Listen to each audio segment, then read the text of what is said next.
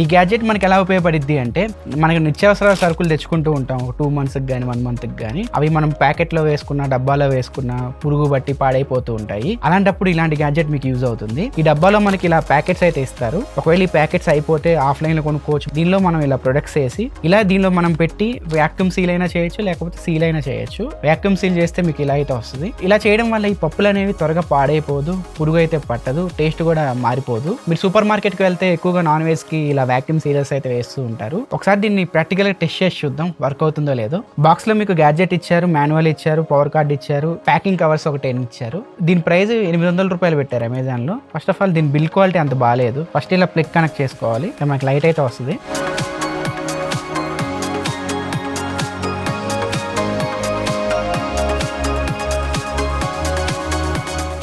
ఈ ప్రోడక్ట్ అయితే సీల్ అయింది, వాక్యూమ్ సీల్ అయితే అవ్వలేదు. డిఫెక్టివ్ ప్రోడక్ట్ అయితే వచ్చింది. బిస్కెట్.